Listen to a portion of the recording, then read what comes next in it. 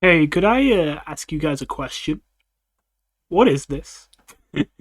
Okay, so a new mid-season patch has dropped, and the timing literally could not be better.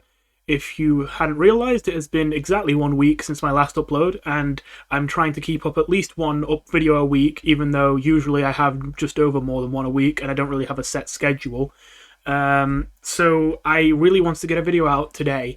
The only problem was that I didn't have any video ready. The only thing I could think to do would be to edit the rest of the tournament, but I'm not going to lie, I'm really not in the mood to edit a video right now. And I was thinking I'm going to have to make something very low effort. And then this happened. And this is low effort content you'll actually like. Okay, so the new update has dropped. I did not expect this, but I suppose maybe I should have, considering that it was a much smaller start of season update. And I haven't looked at these changes for the most part. However, I did look at just two of them because they were so confusing that I had no idea what was going on unless I looked at those changes. And those two changes are that both Shaum and Chris have been reworked. The old version of Chris is still in the game, but now as placeholder Chris, which is a legendary instead of a DT, which is really nice because I want to play around with this effect, but I still don't own Chris. I own most of the DTs, but I still need Chris, Ultima Thrash, and Spamton Neo. So I haven't been able to play around this effect. I never see people use Chris, and I hear that Chris is generally regarded as pretty trash and outclassed by Baron. And I'm not going to say that's false, but just my gut feeling, every time I've seen it played, it's absolutely destroyed. And I get the feeling it's underrated. However, I'm not saying that that's an assertion that everyone else is wrong. Again, I don't even own the card. But it means that I at least wanted to play around with it, so now I'm actually quite excited I get to play around with it without it being a DT. I'm just a little sad that because it isn't a DT, you can now silence it, which might actually be a big problem. But besides that, very happy about this. So yes, Chris and Shaum have both been reworked, and I've seen how for those two, but the rest of these, I do not know what these are, and I'm going to be reacting to them in real time. That's the low-effort content you wanted. Let's go. Okay, jokes aside, though, let's bring up the other window I have for Shaum. Oh yeah, I was going to use this just for my point. I completely forgot. This is not a definitive, DT card tier list, I've thought this through, but it just came up in conversation in my server, and I decided to quickly throw together, just going off my gut feeling, like, not literally not thinking about it and just picking random cards, but, like, not a definitive tier list, how would I rank them? And this is what I think of the DTs so far. Obviously, I probably have a better idea of where they should go once I've actually played with Chris, Ultima Thrash, and Spamton Neo. But yeah, anyway, I'm sad to put Frisk that low because I do really like Frisk, but right now, Frisk doesn't really have a use. Mill doesn't really exist, and I don't know what else you use Chris in. Not Chris, it's Frisk. So that's why they're so low. I do really like Frisk, though, and I do think Frisk was a lot better in other metas. Anyway, let me actually get back to the main point, though. Get this open and get this open. Oh, yeah, I was doing that just to look at the new version of Shaum. Okay, so our first change, Toriel. This looks like a significant buff, just looking at the numbers. Oh, are you serious? Toriel's car. There she is. Toriel, right at the bottom when you look up Toriel. I understand why, but still. 9 cost 6-4 now, instead of a 9 cost 5-2. This is a much needed change. I felt like Toriel's been trash for a long time, to be honest. Honestly, to the point where I kind of forget she's in the game a decent amount of the time, which is probably the only reason why I haven't called for it to be buffed earlier. This is definitely deserved. The only thing is, I was expecting some kind of effect change, to be honest. I understand that this effect is very in flavour with what Toriel is like, but I don't know, I never found this a very fun effect, more frustrating, and it's not that useful for either player a lot of the time. Like, I don't know, in my experience, a lot of the time when Toriel is played, it's, like, frustrating for the opponent, but it doesn't really stop them from winning. And it's frustrating for you because you didn't really stop them from winning, as I say, you just kind of slowed them down. I don't really usually see Toriel absolutely destroy when she gets played, but if she can be made into more of a tempo play that's a bit high-rolly, I think that's nice. Maybe we'll even see Toriel in some mid-range decks that would counter aggro pretty well. So, yeah. I like this change for the most part. I just maybe would have looked at maybe changing the effect a bit, but I mean, for a change that doesn't change effects, which of course changing effects makes it harder to make, I like this change. So the next one is Ralsei, which looks like it's getting a similar buff. Oh boy, is that exciting for me, because Ralsei is already one of the most used cards I use. Ralsei is a 7 cost now instead of an 8 cost. Oh wow, that might be huge. I'm going to give you a forewarning. I am absolutely biased to calling Ralsei a good card. Not only because I obviously stan Ralsei the character, but also the card itself I find very fun and applicable to a lot of decks. And I'm not going to lie, I do slot Ralsei into a lot of decks where they probably aren't the best inside them, and I just put them in because I like playing Ralsei and they do work in the deck. I mean, there's a few decks where I do think he's genuinely a really good pick. Like the Trashy deck, I still stand by what I said in that video. I think he's definitely the best copy option in the Trashy deck. But to be fair, in most decks, I usually run Ralsei for fun reasons, and not necessarily because they're the best possible card. Now, though, I feel like Ralsei, just with that one less cost, is going to become a serious card in a lot of decks. Not just a few niche ones. And not just a filler card for if you just want to for fun, or if you don't own the cards that should be copying like things. So, like this, Ralsei literally is already a decent card if it copies nothing good. Because if it copies just something with no ability, that's a 7 costs 8/7 across 2 bodies. That's not bad already. And then you actually take into the account the possibility of hitting something, you know, better. And it becomes a lot more exciting. Just basically any deck that wants to copy things but also cares about tempo runs Ralsei. That was already his kind of specialty before, the only copy card that actually has decent tempo. But now the tempo is further exaggerated. And as well as that, I think the cost reduction to 7 to 8, from 7 to 8 is especially significant because it means that if you're the first person who's going first, you can play Ralsei turn 3. I think that's pretty big. Like, imagine Ralseiing a Charles on turn 3. That's a pretty good big play. That's like not an insignificant start. That could be a good way to snowball early on. So yeah, I admit that definitely later into the game, if you're not early getting like on the board, Ralsei probably doesn't fit in aggressive decks. But just any deck that has any care for copies while also caring about tempo, I feel like is going to start running Ralsei. So yeah, I like the look of this. Cage Jester buff. Ooh, good. I do not see what the buff is yet. I've not read it, but I'm excited to see it buffed. That's more than deserved. What is the buff? Pray tell. Effect update. Oh, yep, if I click that, it's going to disappear. Effect update. Magic. Add a Jevel's Tail to your hand and the freedom artifact. If you spend 4... Okay, that sounds the same. Is the Jevel's Tail different? Wait, add a Jevel's Tail to your hand and add the freedom artifact. Did it add Jevel's Tail to your deck and not your hand before? Oh, it is the Jevel's Tail. The Jevel's Tail now returns to your hand after being used and not your deck. That was right? It returned to your deck in the old version, I think. I think that's the change. I mean, I'm going to say it's good that they made this change. It's a step in the right direction, but I'm not going to lie, I think this literally does nothing for the playability of the... Well, okay, maybe not quite nothing.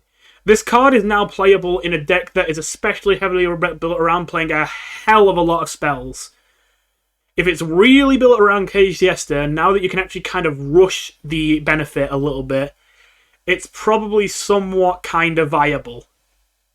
Still seems pretty bad to me, which is a shame for such a fun card. So I still think this needs further buffs, but step in the right direction. Killer Cook has been buffed as well, has it? Killer Cook. It adds, flower eggs and milk to your deck, draw a token card. Oh! Yeah, I like that, I think. My only concern with this is, does this make this card so good that you just run it in decks with no synergy with this? Like, decks that probably don't even want to make the cake, you just want to run a 4/3/5 that draws you a card when it dies. I know it has to be a token card, which means that unless you've got other tokens in your deck, it would have to be flower eggs or milk. But flower eggs and milk are cheap units with stats. Absolutely not as good as the average card, but I mean, if it's free cards on top of this, it might be worth it. And of course, you do have the option of running this in a deck that already has token synergy that might have other tokens in your deck. So, I think I like this change, unless it means that Killer Cook starts being used in decks with no synergy. I'm going to say it probably won't, so I think I like this change. But if it does turn out that that's the way it goes, then yeah, that does kind of suck. Nubert's been reworked. It seems like they got a completely new effect. That kind of makes sense because people found it frustrating before. So wow, it's a lot different. 7 costs 6/8. 3 or more different monsters from different tribes in your dust pile. Okay. I do gain haste and taunt. Huh. Okay. I'm not going to say whether this makes this card bad yet, but I am going to say I don't like this from a design perspective. I like the requirement. I like the idea of 3 or more separate tribes in your dust pile. What I don't like is the reward. Just getting haste and taunt. It's not even necessarily that haste and taunt doesn't matter, but it's just such a boring reward. I understand, to be fair, this is already really good stats. So, like, to be fair, getting +3/+3 probably won't matter much. But I don't know. Even Candy, like, I don't know, maybe Candy would be too strong, but that would be a lot more interesting in my opinion. This card might still very well be very useful. In fact, this card might actually be really good. Like, in terms of just how strong it is. Even though I don't like the way it's made. Because, while usually, if I see something just getting haste and taunt, when you meet a condition, I would look at that and be like, ugh. Like, what's that about? Like, that's not that much of a reward. But I've mentioned before that taunt, especially in this game, I feel like it's more valuable than in stuff like Hearthstone. Just because there's more decks that want to stall, and those decks need more taunts to stay alive. And again, taunt's always going to be better on anything big. This is pretty big. And the haste is usually the more valuable one, and I think the haste is also very relevant here because this is just really, really good stats. And I think when I first looked at this, my reaction was this would be underpowered, but realizing that it's a permanent thing, like, it's not like once it activates that effect, it burns your dust pile. Like, once you have those 3 different tribes in your dust pile, this is permanent. This might actually be a full-on meta card, I imagine, just because... Not that I think it's easy to get one of each tribe, but picture this. You're running a spider deck. You can run Spider Flower, which is already a plant and a spider simultaneously, and then you can run Snowpuff and just run one dog card that you really want. Maybe you just chuck a random Sand Dog in there.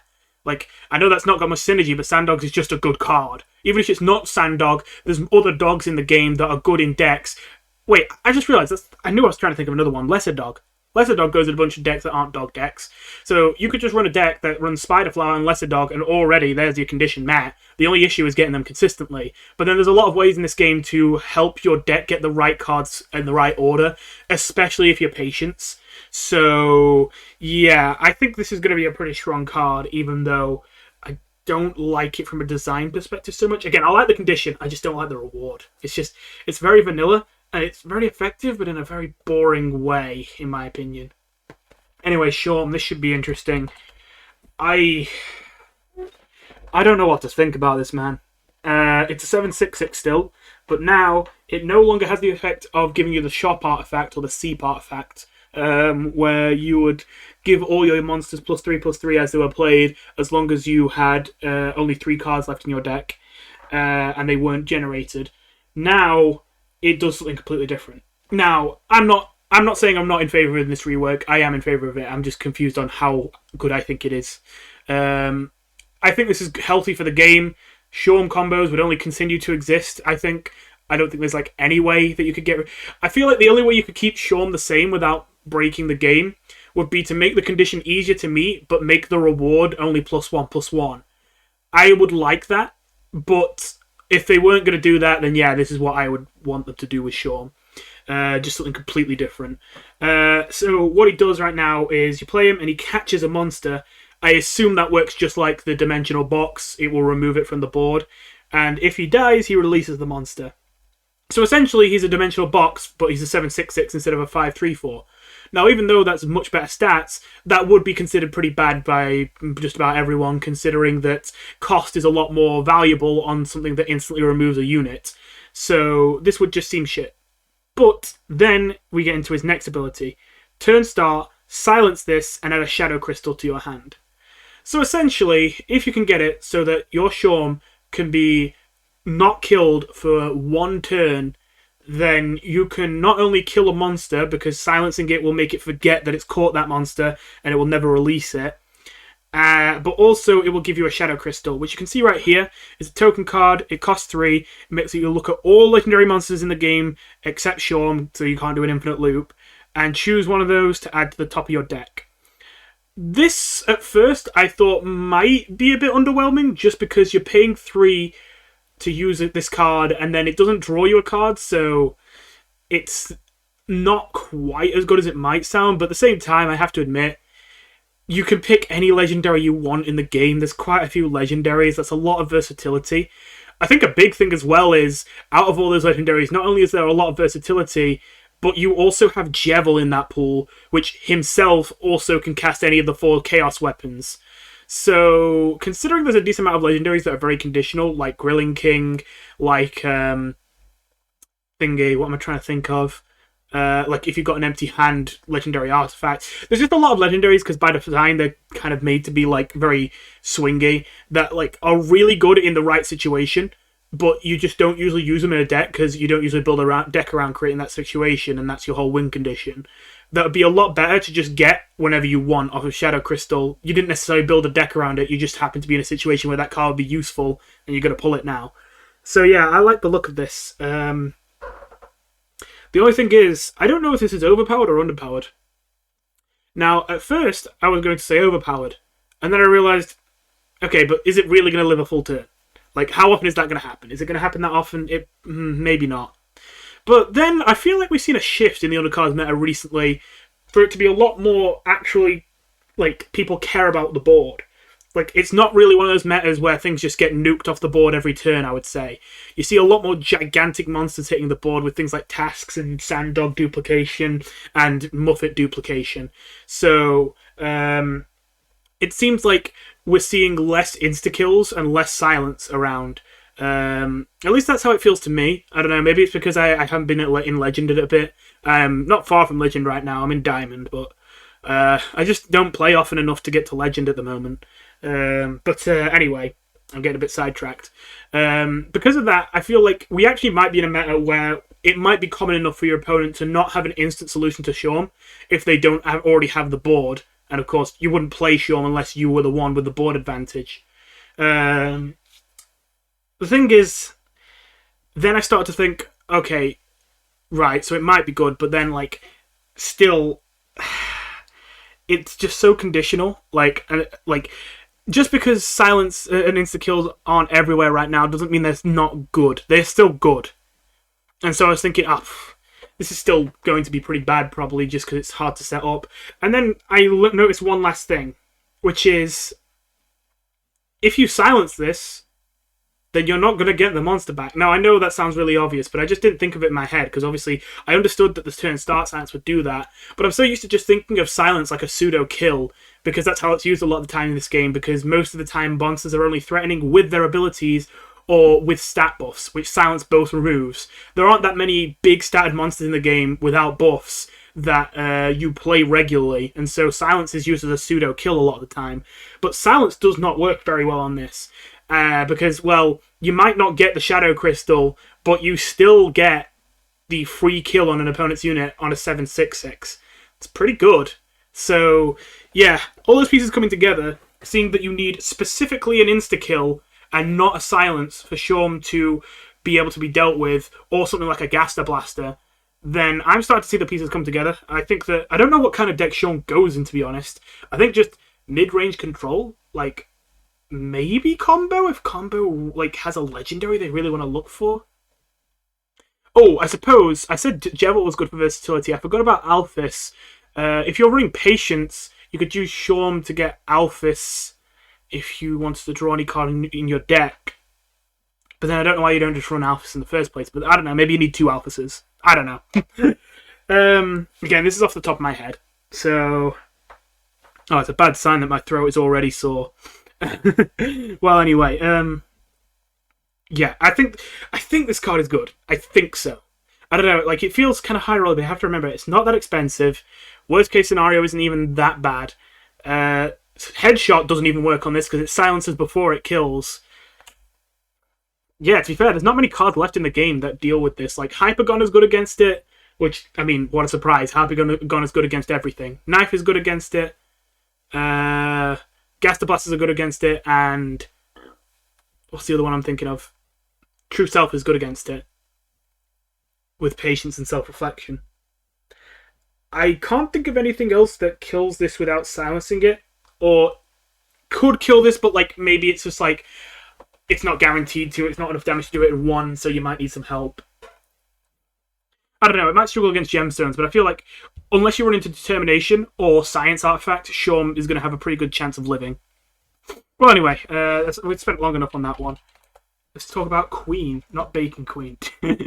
Queen, there she is. She's gone up to 12 apparently, which is concerning, but new ability, I assume. 12 cost 6/7, Taunt, Magic, choose an enemy monster, summon a 5/5 Wherewire that catches that monster. Oh, hang on a minute. Okay, so let me remind myself of what Wherewires do, because it's been a while. I do not play plugs. 5 cost 4/3, Haste Magic. If this has no monster call, it can Dust, release this with this monster's stat buffs. Okay, so... Oh, I see why this is a 12. Is this card just, like, really good? Like, no synergy, just really good? So, this is a 12 cost 6/7 Taunt. The Taunt means it's not so scary to play this, but then on top of that, you instantly kill an enemy monster.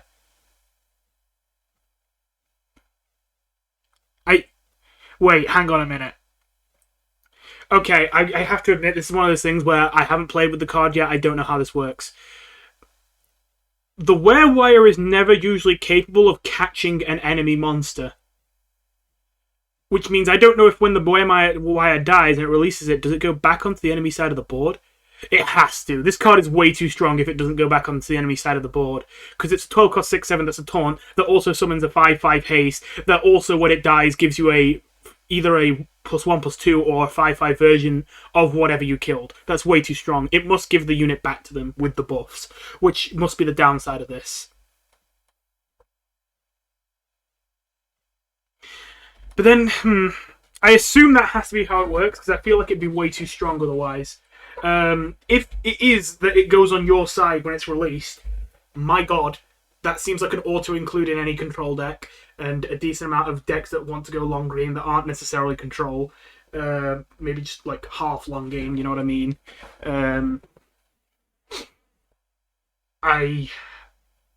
I feel like any deck like that probably wants to run this if it is that version. But I feel like that probably isn't it. It's probably the weaker version I'm thinking of, where it does give it back to the enemy with the buffs.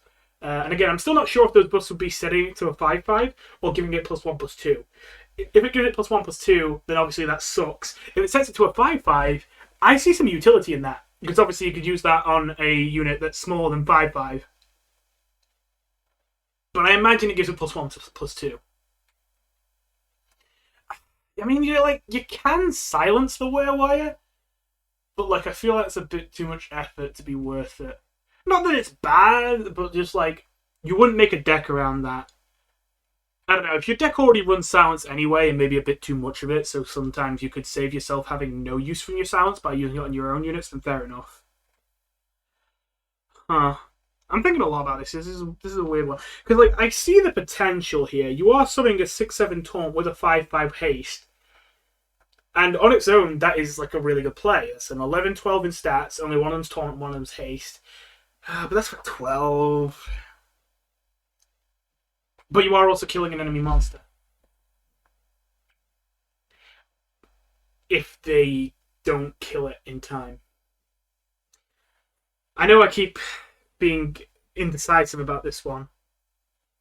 It's just, it looks really bad at face value. But like, if it is that bad... this looks either like it's way too good or way too bad, depending on which way it goes. But again, I'm assuming it's the way that's worse. But then... if they've made it like this, I'm going to assume that the reason this is good is that it is actually not that hard for you to play this in an awkward time for your opponent, where you can instantly kill your units using the Wherewire catching it, smack the Wherewire into something else, leave them with an empty board, and leave you with a 6/7 and a 5/5 on the board. They don't kill the Wherewire, you win. But then, like, that's just so reliant on them not killing the Wherewire. I understand the fact that Queen has Taunt protects the Wherewire, but against Justice, I feel like it always gets sniped. Against anyone with the science artifact that gets sniped. Like, again, unless you're going to silence it yourself, then I feel like that's not worth it in most decks. I think it probably is the bad version. And to be fair, it doesn't sound trash, but it just sounds like it is a big swing, but is it really that worth it? Well, anyway. Dog Cone has been reworked. Okay, Dog Cone. Loop 2, Magic Heal 2 health? Wait. Oh, wait, did it have Loop 3 before? Oh, that's gotta be it. That's gotta be it. I was like, wait, did they literally just buff it? Like, they can't buff it. So I'm guessing that's just so that task decks don't get out of control. That's fair, that's fair. I think this card was a bit annoying at Loop 3. I still think it will be annoying, but only a sufficient amount of annoying. I do actually like this card being in the game. I think it's a very good card. I think it's very well made. I think that this nerf is fully justified, and I like that they added this small extra benefit onto it so that the nerf doesn't nuke it. This is actually a very nice balance change in my opinion, because the problem with this is having Loop 3 means you spam it in a really annoying fashion in decks that take advantage of either taunt spam or of cards like task, where like you play any amount of a certain card and it gets out of control. And by nerfing it like this, they make it worse in the decks that are getting out of control and better in the decks that are just using it to stay alive. That's a very nice nerf. Anyway, Snowdin's sign has been changed. It was a bit of a weird... Oh no, I was thinking of Waterfall sign. So Snowdin's sign's been changed. A 4-cost 3/5. It's another when you spent gold on spells last turn. Oh, wait, they're changing this into what Cracked Geode used to be. Yeah, that makes sense. To be fair, I haven't seen anyone use Snowdin's sign in a while, and also I thought it was a little bit weird in its previous incarnation. I like this version of it. It's going to be a fun card. It's going to be an easy thing to fit into decks as a filler card that's not bad. I don't know how many decks really want to run it as a serious card, but it's not a bad card, and it's good filler. Cracked Geode itself is once again reworked. What is it now? 5-cost 4/5, taunt... 4/4. Taunt, Dust, deal 2 damage to all monsters. Oh, no gemstones in it anymore. Huh. That feels a little bit weird. Could be wrong. My gut feeling is this is bad. Just because the fact it has taunt might mean they have to kill it, but they still can kill it when they want to. And while this will nuke some zoo decks, I feel like not only is it only going to do very well against aggressive zoo decks, but on top of that, I think that even then you would have to have the right circumstance for those zoo decks. For example, if it's a kindness deck, I imagine they have a lot of ways to get around the 2 damage actually killing their monsters. If they have any silence, obviously that hurts. Yeah, this seems kind of bad. I'm not going to call it useless. I think this is one of those cards that's just... It's only going to be used in a very specific scenario. If we find ourselves in a heavy zoo meta, then we'll start seeing this card. But other than that, I think this card's basically going to see no play. Washua. Been a while since I've seen that card. I remember back when everyone was using Washua. Wait, how do you spell it? Washua. Oh, I don't have an H. Wait, it's still not coming up. W-O-S-H-U-A. That is Washua. Excuse me. Okay, what about Wa? Worm.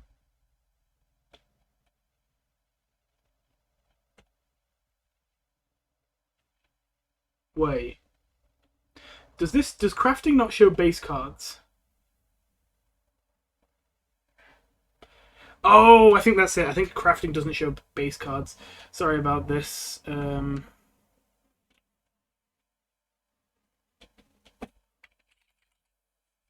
Okay. 4-cost 3/4, give all enemy monsters -1 attack.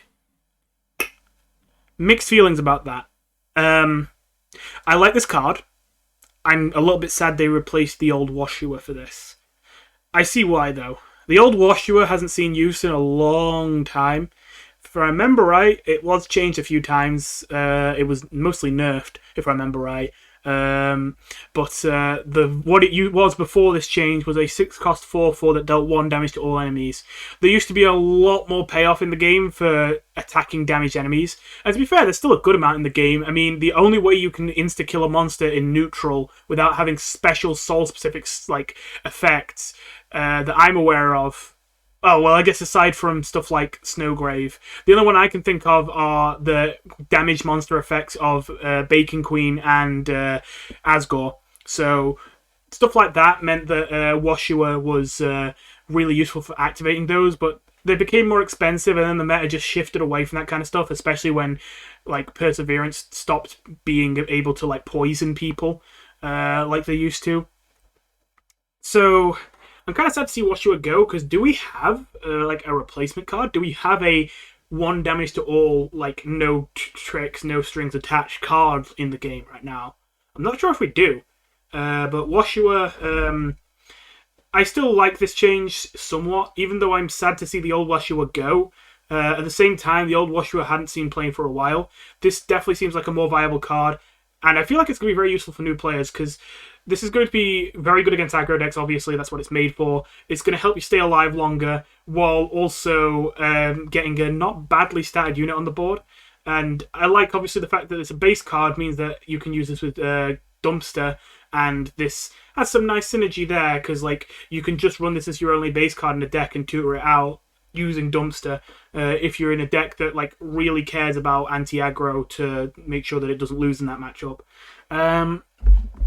Other than that, though, probably won't see much play. Like if you've got a full collection, I imagine Washua will be a rare thing to see. But definitely for those filling out their collection, it definitely seems like not a bad card to have as a base card for free. Just a moment. One damage to all. So we do have Royal Lux, but that's conditional. We have Traffic Car, also conditional. Sunder Plane. That's a bit more on the nose, but still requires you to attack it in, still costs a lot. And those are all of them, apparently. Yep, that's all of them. So yeah, we no longer have a... Unless I need to write something besides that to get it to show up. We no longer have just a straightforward, hey, deal this much damage to... Sorry, deal 1 damage to all enemies. Which is kind of sad to see, honestly. The closest thing we have is Royal Lux. That feels weird. I don't know, if we get a new card soon in future that is just a pretty simple, not really very conditional 1 damage to all, then that'd be nice to see. We've got Whimsalot. I don't think that's the base card. Please tell me it's not. Okay, it isn't. It was completely changed. There used to be a hand buff card. I believe it was a bigger card, and it used to give +1/+1 to a random monster in your hand for every ally, I think it was. And now they cost 6, and their effect is give all monsters in your hand... Oh, whoa, okay, that is interesting. Gives all monsters in your hand -1/-1/-1. So you might be confused there. You might be like, what? Why do you want to give all monsters in your hand 1 less attack and 1 less health? Like, you can see that it does have a minimum of 1 of HP, so if you use it on a 1 health monster, it won't kill it. It will still have 1 HP, but still, like, there's still a downside. On a 6 cost 5/6, it's not a great effect. Well, don't forget that third one. The fact there's 3 -1/-1s means that it also makes every single card in your hand 6 cheaper. In any deck that doesn't care that much about the stats of your monsters, this is essentially a better lesser dog. It's a lesser dog that has better stats and is instant instead of having to have its dust trigger to get its effect. And not only is the instant good for obviously speed, but it's also good because it means you control when it happens, which means it's less likely for your opponent to reduce the value that you get out of the discount by only killing the lesser dog when you have less cards in your hand. This way, you can make sure this gets played when you have a full hand and gets the maximum value. This card's going to be interesting.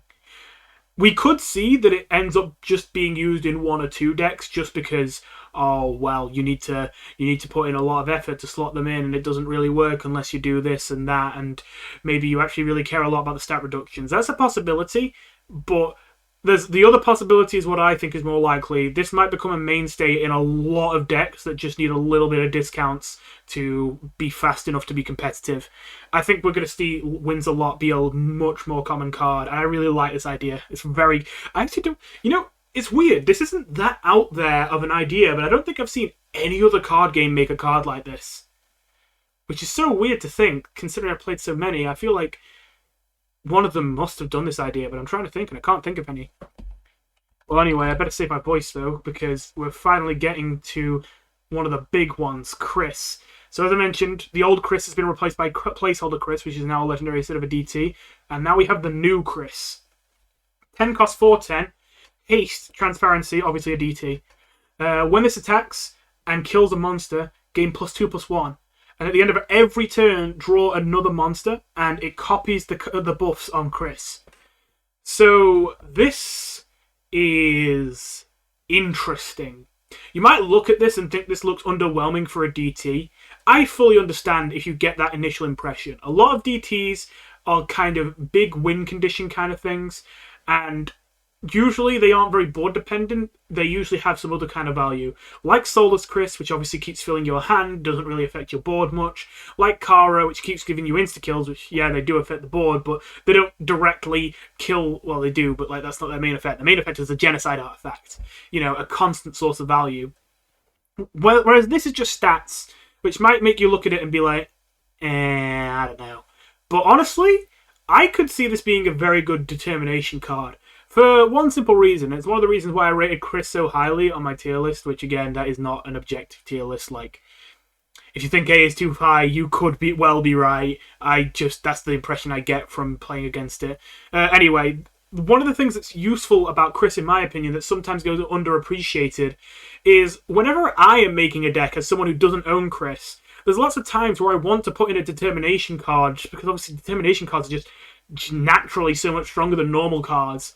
But I can't put one in because the deck doesn't have any synergies with any of the build-around determination cards, and any of the non-build-around determination cards are way too expensive to fit into the deck, and the deck just isn't fast enough to care about DTs.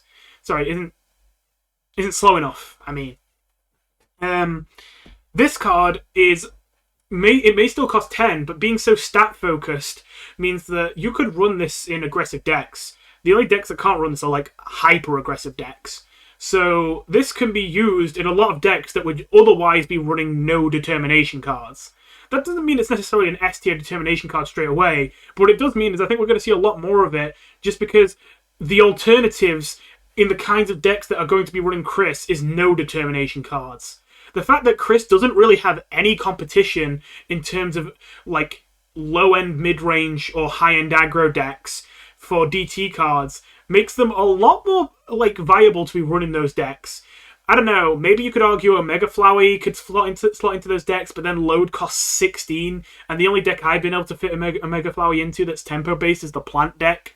Besides that, I guess Soulless Chris could work if you've got enough different units, but then I feel like if you run Soulless Chris, you just run Soulless Chris as an 8/4/10 haste that can't be silenced, because the benefit, I don't think you're going to care about it that much if it is a tempo-based deck. It takes so long to get, and by the time you get it, not only should you probably already be winning the game if you're a faster deck, but then, as well as that, the benefit isn't going to instantly win you the game. It's going to win you the game slowly, only your deck doesn't have a long-term game plan, so, like, are you even going to win the game?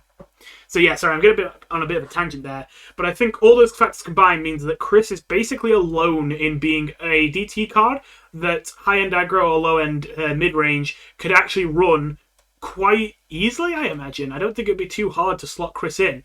And that means that, like, again, these decks that otherwise would run no DTs now have the option of potentially running Chris. And since DTs just generally tend to be better than any kind of normal card, I feel like there's a lot of decks that will slot in Chris. Not all of them. Some of them will still say 10 is too much, even if it is going to be the only 10 cost in the deck. But still. So, sorry, I've gotten such a long tangent about that. I need to actually talk about this effect. Haste and Transparency. Straight away, this is really not bad stats. 4/10, very hard to kill. Can't even die to a Gaster Blaster. Usually, you get to a point where of diminishing returns with health, where once it gets pretty high, it doesn't really need to get any higher for it to matter. That's mostly true in Undercards, but in Undercards there is one difference. Once you get past 8, adding more health on top of that does matter. Because, well, Gaster Blasters. There's not really anything in the game that deals a significant amount of damage. Well, not nothing, but not many things in the game that deal a significant amount of damage that don't just instantly kill something except Gaster Blasters. And so the moment you hit 9 health, obviously that's critical that you no longer die to Gaster Blasters. But then that's still not great because if you're against Justice, you get Gaster Blasted and then the passive triggers and then it dies. So 10 health is really nice. They can Gaster Blaster it, their passive can trigger, and you can still live with 1 health. So I think that the fact that it has 10 health is actually very, very relevant. The fact that it has haste means that it's not going to be too much of a tempo sacrifice to hit the board with this. Usually it'd be sketchy attacking in with this instantly, since it's an engine you want to keep alive ideally. So you usually wouldn't want to use the haste attack to maintain its health. However, it has transparency, which lets you get away with it a lot more. Because transparency is really goddamn good if you didn't know, because it makes it so that you cannot target it at all. And especially considering Chris has 10 health, that means Hypergoner and True Self are the only two cards in the game that I think are able to kill Chris when you first play them. So unless the opponent uses one of those two things, I'm pretty sure there's no way you can instantly kill a Chris that hits the board. So you always get at least 1 trigger of this. Sorry, at least 2 triggers, because it will trigger the turn you play it, then the opponent will have their turn and not be able to kill it, and then you'll get another turn end. So like the minimum, the worst case scenario with this is that it's a 10-4-10 haste transparency, draw 2 cards. Not bad. And obviously you're likely going to kill whatever you attack into with this, so it's very realistic that with no extra synergy, and assuming Chris dies on the first turn it realistically can without your opponent killing it while it's transparent using a Hypergoner or True Self. Assuming that very kind of expected situation, not very out there, Chris will be a 10 cost 6/11 with haste and transparency that will draw you 2 monsters and give them both +2/+1. That's its worst case scenario realistically, and that's still really good. Now again, it could still be that these decks are still not going to run Chris, because even a card that's so clearly just simply above the power level is still just slow. The main thing that does concern me here is that the reward that Chris gives you is cards and hand buffs, which is a very slow reward. The only thing slower than that really is buffs to your deck, or shuffling into your deck. So that is the only way I could see Chris falling apart, is that you don't care about getting more cards and hand buff for your cards, because by that time it's too late already. That is the only way I could see Chris being bad. And even then, I'm talking about Chris in mid-range and high-end aggro. It's not even like Chris couldn't be used in a control deck. So, I mean, I imagine you'd probably rather run the other DTs, but it depends on the control deck, obviously. And if you're running a control deck that can really buff the hell out of Chris and then spread those buffs to loads of other hand buff targets that can massively abuse their increased stats, then Chris is still going to be a good legendary in a deck like that built around him. Sorry, not legendary, DT. So yeah, I really like the look of this new Chris, even more than the original. I already like the original Chris, and I'm obviously excited to try out Placeholder Chris. Anyway, my voice is especially dead right now. Let's talk about Shambling Mass, if I can scroll up. I keep thinking I can use the scroll wheel and I can't. Shambling Mass. What is it? 5 cost. Ooh! Yo, they remembered the candy keyword existed. So this used to get +3 attack and haste. Now it gets haste and candy. I like this. I actually like this. Just because candy, we need to see more of it. And it's a really good combination with haste as well, because obviously it will usually attack in and instantly heal. This makes it a good hand buff target. There's a lot of hand buff archetypes going around right now. Obviously Sandog, but then also, of course, the whole plug package. Casual Undyne OTK, although I don't know how relevant that is right now, to be fair. There's a lot of hand buff cards going around, and of course Chris we just mentioned. So yeah, this seems like a very good hand buff target. Like you can play it without any hand buffs and it's fine, but it's nice to put in a deck that already has hand buffs, so if the hand buffs hit the wrong thing, at least it's hitting this, which still gets a benefit from it. I'm interested to try that out. I like this change. I like this change a lot. I consider this a buff overall. Anyway, Muffet has been nerfed. Saw that one coming. If you didn't know, Muffet was way too strong. It's now a 9 cost 7/9. Oh, they only take 1 health up. Oh, they also changed the effect. Haste, delay, and turn end. I just fired it. Huh. I'll give the devs the benefit of the doubt on this one, but my initial impression is it does seem like this is too soft. If you didn't know, Muffet was probably the best card in the game last update. Just really good stats, able to attack instantly. It used to have the magic instead of delay, so it instantly give you a Spider Donut and a Spider Croissant in your deck. And that would give you healing to stay alive, haste for more instant attacks, taunt to also keep you alive while protecting the Muffet. And then also, since it's turn end and turn start, you would then also get another Spider Donut and another Spider Croissant right afterwards. You would essentially be giving yourself, permanently for the rest of the game, much better board control, while also healing yourself, while also playing an engine that can instantly attack, while also getting loads of other copies of cards that heal you while instantly attacking and having taunt. That on its own wouldn't be so bad if this was the top end for a normal Spider Tempo deck. However, because this card is so good, people didn't do that. Instead, they used Wereform and they used the Vessel, to get loads of copies of this and just spam Muffets. Which, that is too good. I don't know. The delay might matter more than I think. Honestly, to be fair, I don't understand why they didn't just do this, because, like, this might sound like it's also too soft, but honestly, I think this would change a lot if you made it so it's not only delay, but also turn start. That you don't get any benefit from Muffet except the stats on the turn you play it until it survives at least one turn. Well, like, you still get the delay even if it dies instantly. So even then, like, you still get the delay at least. So I think that's very fair. Especially because you got to remember that even with the 1 health nerf, that's good stats. 9/7/9 haste. Like, it doesn't even need that good of an ability. Now, I understand it's kind of having to single-handedly carry the Spider archetype, so I guess that's why they're justifying making it so strong, but at the same time, like, the fact that it single-handedly carries the Spider archetype almost doesn't really mean that Spider decks get used. It means decks that don't run Spiders, that run Muffet and copy Muffet, get used. You know. I say that. Spiders aren't a bad deck right now. They just need more. Like, Spider Flower, I think, is genuinely great. It's just that it doesn't have many good targets in the Spider deck. Spider Reporter is a fine card. It's just, it's not super impressive. And again, like, it's your best target to copy with Spider Flower in the Spider deck, which is such a shame. There's way better that you should be able to get. And the only card that I can think of that really sticks out is Spider Sign, which is really good, but then it's just kind of outclassed by Muffet.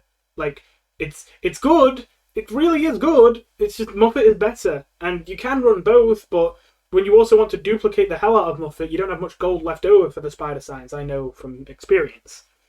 Anyway, they also nerfed Cyberly?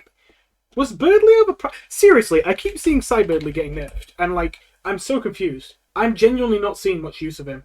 Like, I'm only really seeing him with Science, which, yeah, that seems like a decent combo, but, like, they really have to get that up to 18? I keep wanting to play with this card, and then, like, I see it gets nerfed, it's just like, oh, right, never mind. I don't know. I could be completely wrong on this. I'm pretty sure this was 9 gold before. This just seems nasty. I can only assume there must have been some horrendous combo people were pulling this off with this, because otherwise this nerf seems really harsh. I get that all-in token decks probably aren't going to care, because they're already going to be playing enough tokens. But it just makes them even slower. And I already think that all-in token decks struggle to win against super controller decks, so they have to go at least a little bit fast, just so they don't get into a, like, deadlock with those decks and then just end up getting, I don't know, milled out or just outvalued by things like Snowell. And now they have this, slowing them down so much that they can't. Again, I can only guess this is just because people were running Cyberly with Science and almost no token synergy, and just using it to make 1-cost Gaster Blasters. And I understand if they have a problem with that, but, like, I feel like this just guts the card. I mean, it's still barely playable, but unless we get more token cards that really help activate this, I think this really guts the Birdly archetype, which is a shame because I consider that a very fun archetype. Well, on to the spells. Jevel's Tail. Oh, right, yeah, we already saw Jevel's Tail buff. Load. Ooh! Ooh! If you don't know what Load is the spell that Omega Flowey gives you. In fact, let me just look up Omega Flowey just in case. Yes. Omega Flowey, if you didn't already know, is an 11-cost Determination card that's a 9/9 plan that when you play it will save the board and add a load spell to your hand. Load will literally do what you think. It loads the board.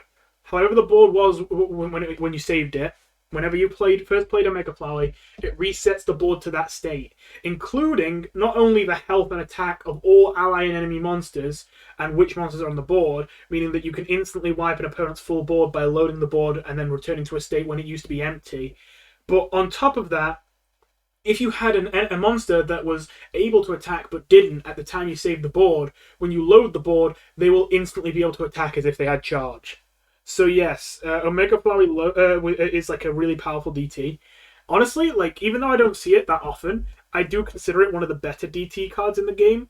Like, it's just versatile. Like, there's not that many decks that, like, only, like, aggressive decks really can't afford it, and even then some, like, slightly more mid-range aggressive decks can just about squeeze it in if they're plant decks, like I do in mine. And it's good stats, and it gives you something that can single-handedly win you the game if you play at the right time.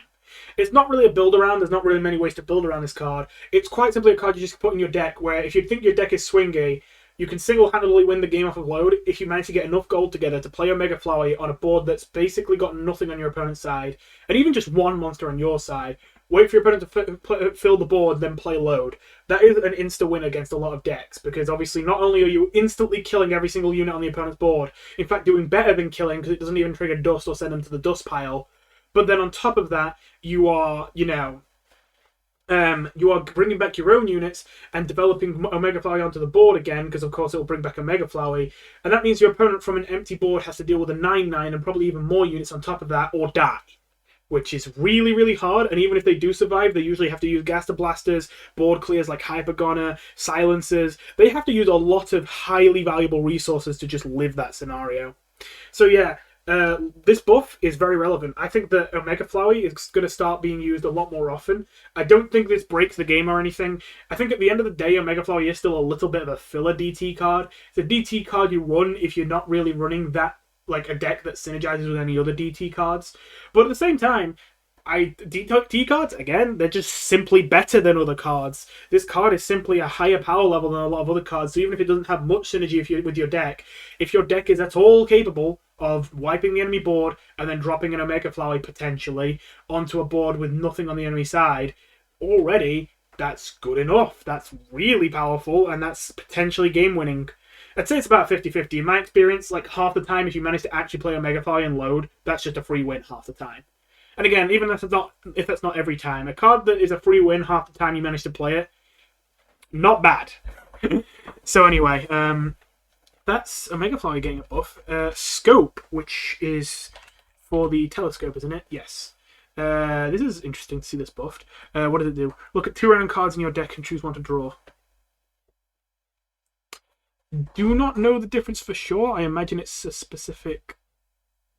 Did it put the other one on the bottom before? I don't remember if it did that. I think it did.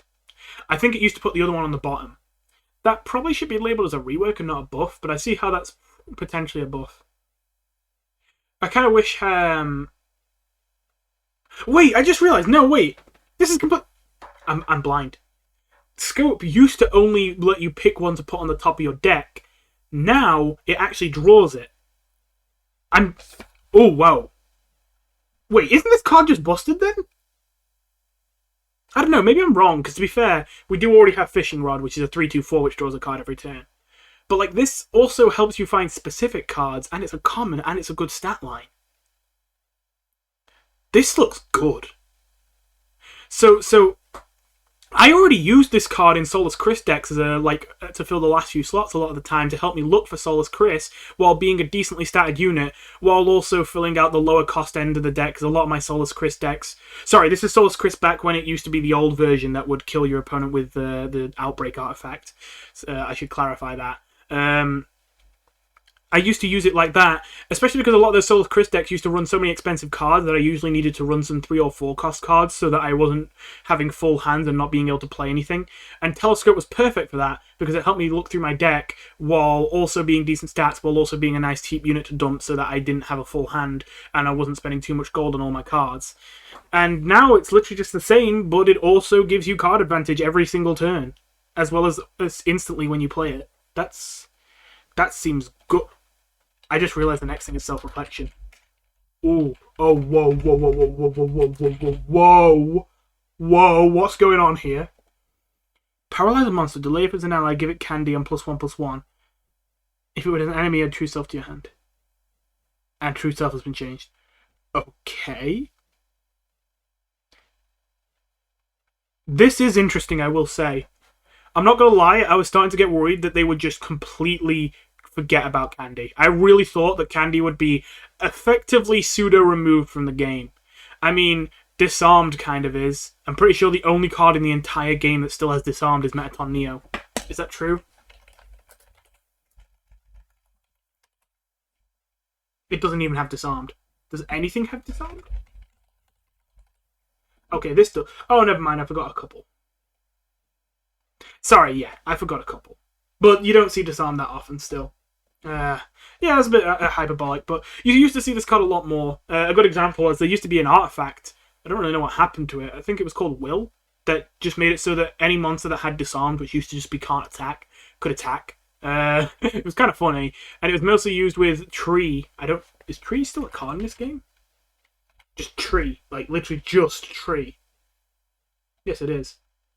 Oh yeah, it's still this thing. It used to be still the stat line, but its ability was literally just can't attack, and you could use Will to make it attack. Yeah, anyway, I'm getting a bit sidetracked. So yeah, my point is, I think that candy, we almost saw that disappear recently. I mean, if I look up candy, and I exclude the new cards... Okay, to be fair, we saw it in Buttercup Treat, but Buttercup Treat was one of the worst new cards added to the game, like, in recent memory. It's not very good. Regal, I mean, it's random, it's not guaranteed. Candy Dish doesn't actually have candy anymore. It used to. Sorry, it used to give a monster candy and be a 3-cost 3/3, and I really was sad to see that go, but, I mean, I guess I can see why. Chessboard can copy candy if it actually manages to copy it from something, but I don't know if it can, except using Regal or something like that.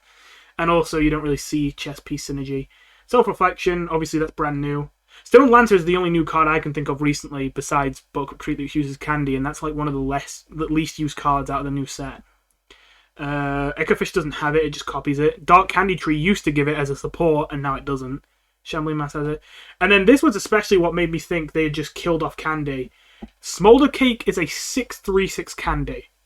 What is that? That is awful. Like, I felt like that was kind of them saying, okay, we see candy is really strong, we aren't going to, like, support it anymore, which I'm not criticizing them for not sticking with that, because I think it was wrong it would be wrong to do that. So I'm glad to see that they are starting to embrace it again. I hope that it doesn't break the game. I don't think it will. I think that it would be strong, but, like, I feel like for it to break the game, we'd have to find a very specific and very crazy combo. And if that combo existed in the first place, I feel like it'd probably be the combo that's the problem, not candy existing being the problem. Anyway, sorry, I'm going on a bit of a tangent. I like this utility, this extra utility of being able to give your own monsters candy. You do have to paralyze... I swear to God, if my mic falls over one more time... Well, that's one more time. What am I going to do now? Ah, screw it, I'm keeping that in. My mic doesn't do a good job of just standing up. Okay, right, anyway. It does a good job of everything else, usually. If it was an enemy, it adds true self to your hand, and only true self is different. What does it do? Kill and unparalyze any monster and all copies of it on the enemy board. Burn all copies of it in a hand on deck. Huh. So I was cautious when I saw this. I think I like this change overall. I'm mixed on it, but I think I lean towards liking it. I was very cautious on this at first because Patience is in a weird spot right now. Basically, every soul has access to some kind of board clear. Determination has Hypergoner, Bravery has Overheat, Justice has Strafe, even though that one is a much more low-end board clear. As a compensation, they also have Headshot. Kindness has Test of Will. What else am I thinking? Perseverance has Contamination, not Outbreak. And that only leaves Integrity and Patience.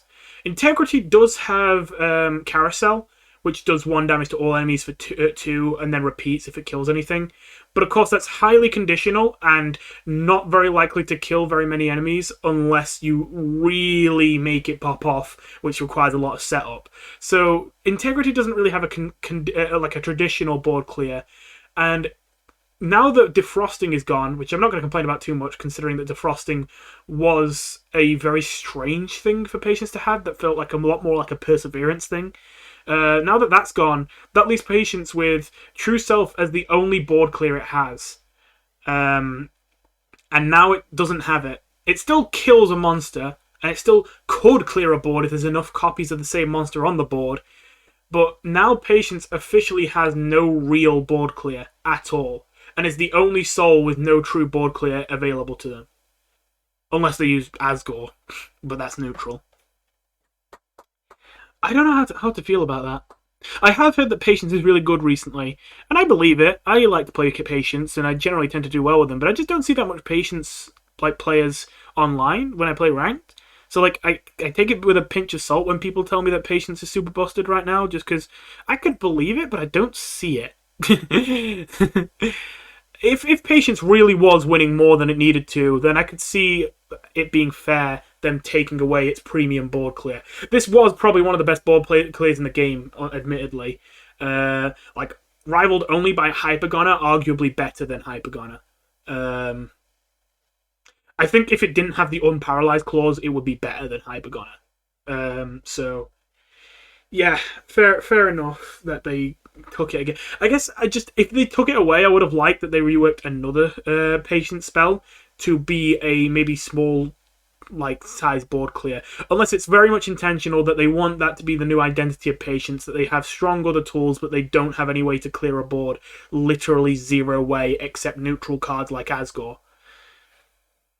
This is still not too bad. I mentioned that Justice has Strafe, but Strafe is such a low amount of damage that unless it's more of an anti-aggro card than a board clear in a lot of cases, unless you use it with something like Lancer, you don't really use it to clear boards. Usually you use Headshot to clear a big enemy on the board and use Punishment to deal with what's left.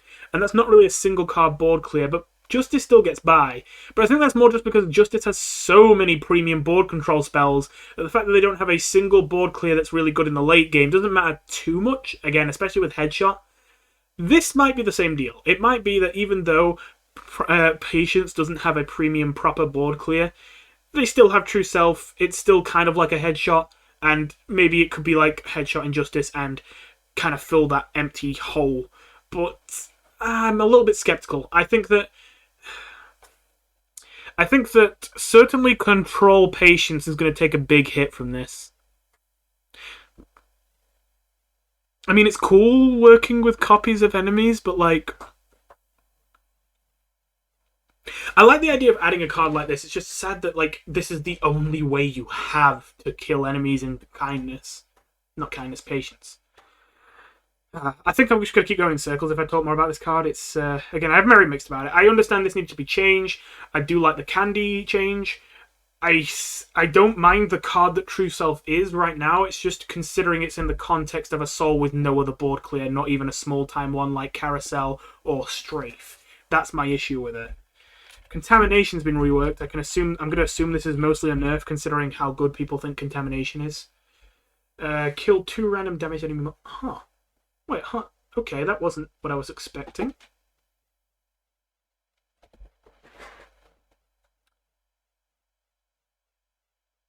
Oh wait, I see why. I see why they've changed it to this. I didn't expect it, to be honest. Do I like this? Maybe. So I like this, but it just bothers me because they seem to have moved away really hard from Perseverance having synergy with attacking damaged monsters, and now they're bringing it back all of a sudden? Like, do they have any damaged monster synergy left? KR no longer triggers from damaging monsters, which it used to. They no longer have insta-kills for damaged monsters until now, where they've just gotten this card, but this is the only one. Perseverance decks no longer want to run, like, 1 damage pings, really, do they? And the reward for KR isn't really helpful for damaging either. It's just when you kill them, you get +1/+1. And honestly, if anything, that makes it harder to damage a monster without killing it. I mean, I don't mind this change. Okay, I said I know why they made this change. If you don't remember, the old version was that it would just kill all enemy monsters with KR, and any monster that didn't get killed would be given KR after the kill. Like, it doesn't kill them, it just gives them KR. And the reason why this has been changed is because KR applies for free every single turn, and the idea was you were supposed to use other, like, Perseverance spells to apply the KR to enemies, and then use that KR you applied to kill them off. But at the end of the day, the KR applying spells in Perseverance... Perseverance, that's right, the first time. For the most part, are, like, not the best cards in Perseverance. So, Perseverance... Also, they don't have that many of them. So, like, Perseverance just... It's not that Perseverance uses those spells to activate Contamination. They just don't run those spells, and they just use Contamination with their passive, because they already get a free KR every turn. They can just wait until they hit at least 2 KRs, and then paying 8 to kill 2 enemy monsters instantly, and then give KR to all other enemy monsters. That's a good deal. And all you had to do was just wait an extra turn so that you get 2 monsters under KR, and that's pretty good. Even if you only get 1, it's kind of like an 8-cost headshot. I mean, not as good, but headshot is one of the best, like, cards in the game in terms of just board control, so having a worse headshot isn't that bad. They definitely probably didn't intend for it to be that way. They definitely wanted it so that we have to activate Contamination and don't just sit there and let our passive apply all the KR.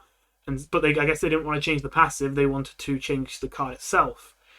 I mean, okay, I'm fine with this if they're going to follow this up with more damaged monster synergy in Perseverance. But they gutted all the damaged monster synergy in Perseverance. So that's why I'm mixed about this. If we see more, I'm fine with this change. I like it. Otherwise, I mean, in terms of balance, it's probably a good change. It's still going to be a good card, obviously. Killing 2 damaged enemy monsters for 8 is absolutely worth it. It's just... I'm weirded out by them bringing back damaged enemy monsters all of a sudden when they just practically scrubbed that from Perseverance's identity, and again weirdly gave it to Patience in a way with the old version of Defrosting, which only used to deal extra damage to damaged monsters. Anyway, True Self. Oh yeah, True Self. Yeah, that's part of self-reflection. And finally, Artifacts. What's changed? Veteran. Whenever an ally monster attacks and kills a monster, it gains +1 attack. Is that any different? It's considered a buff. Whenever an ally monster attacks... Oh, they don't... Oh. Huh. I didn't expect this. Okay, the change is that it no longer... Let me try that again. They no longer need to have 3 or more attack to get the buff. Kind of surprised by that, but I guess I won't complain. Does that change things? The Veteran Artifact is a weird one. The Veteran Artifact has a lot of potential to create snowbally situations and is very satisfying to use, and it's a personal favourite of mine. However, I've found myself almost always cutting it, which is really a shame. There's very few decks I still use Veteran in, which feels really bad, because Veteran is such a fun artifact. But usually it gets cut for me, mostly because when I do find decks that care about tempo enough to want to run Veteran, they are usually too aggressive to care about trading into the opponent's monsters rather than just smacking them in the face. And even if I do trade them into the opponent's monsters, they don't gain health, they just gain attack, which means that I'm kind of just like screaming, hey, kill this thing, kill this thing, kill this thing, and then they probably, kill it. And all the value I invest into that card then gets destroyed before I can cash in on it by smacking him in the face. Now, that doesn't mean I can't use Veteran in any deck.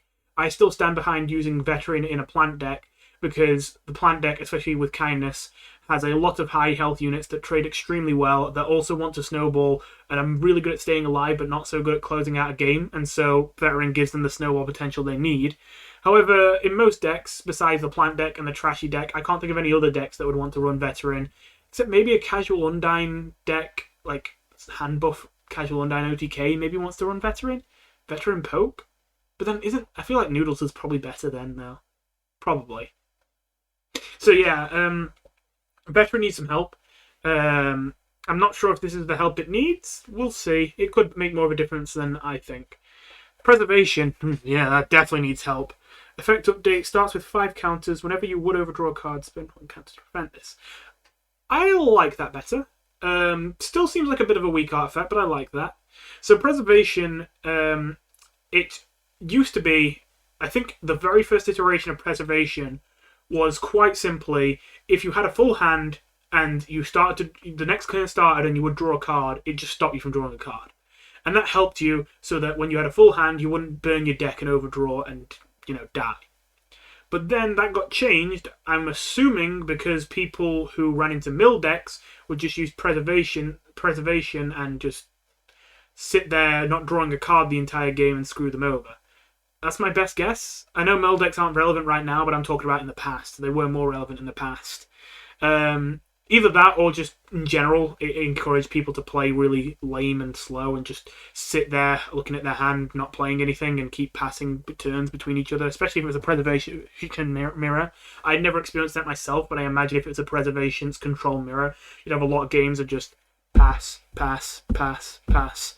And so they later changed it. I don't remember what it changed to directly after that, because I think there was one change before it got to where it was before this change. But then how it's been up until this change is that it would still prevent you from overdrawing a card.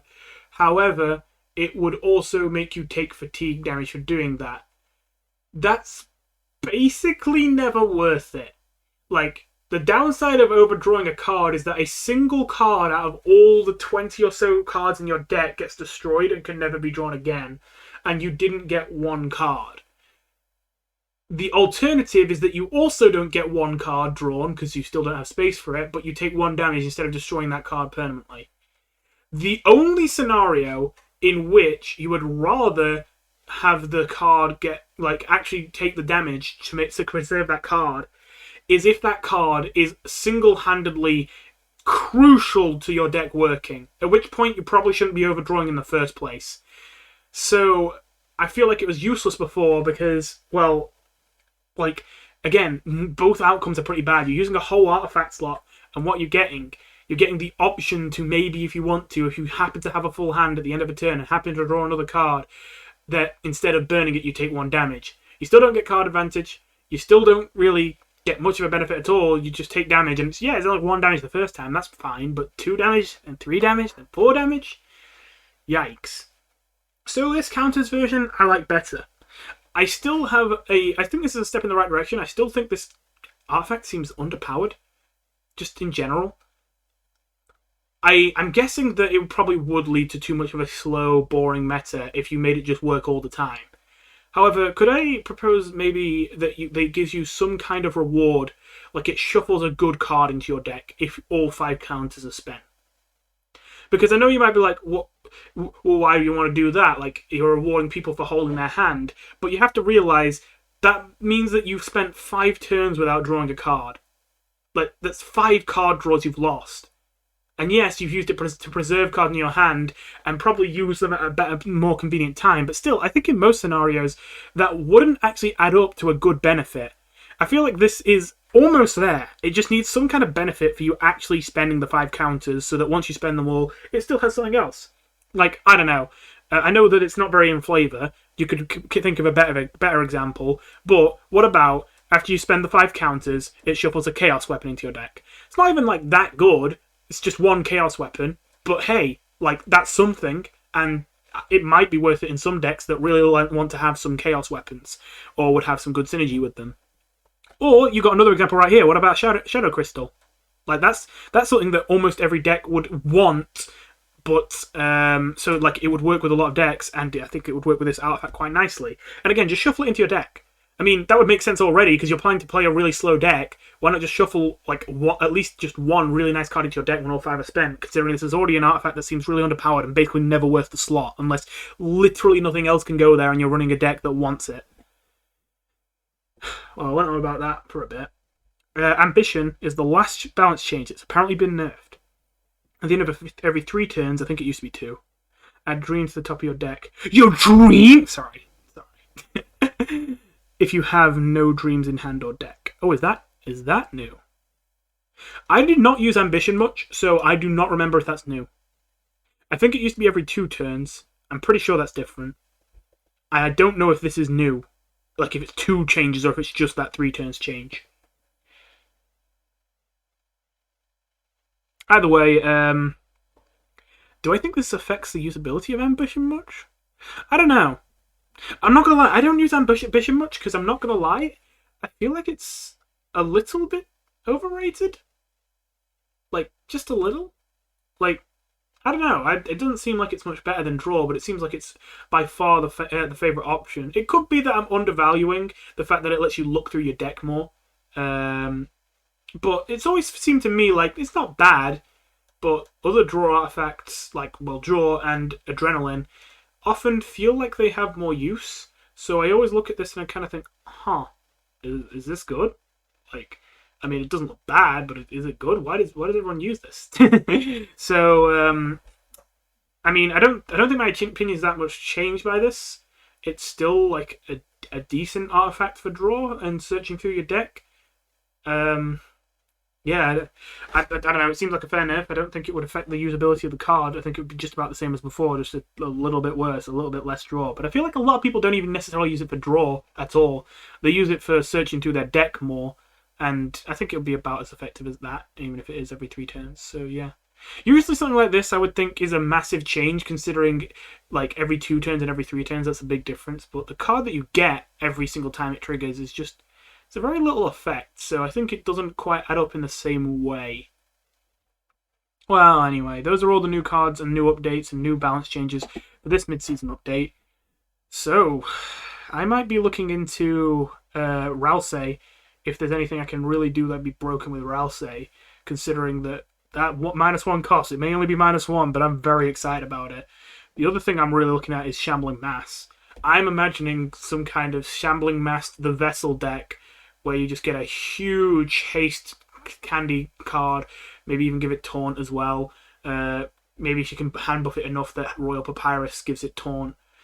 Yeah, that sounds exciting.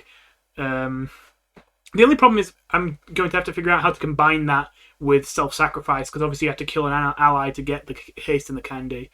Oh, wait! I can use that with the Piles of Dust, the things that give their killer +2/+2. So yeah, the things that it's starting to come together in my head right now. I think that could be a really interesting card to play around with, but that'll be for another time. In the meantime, thank you for watching, and I'll see you in the next one. Bye.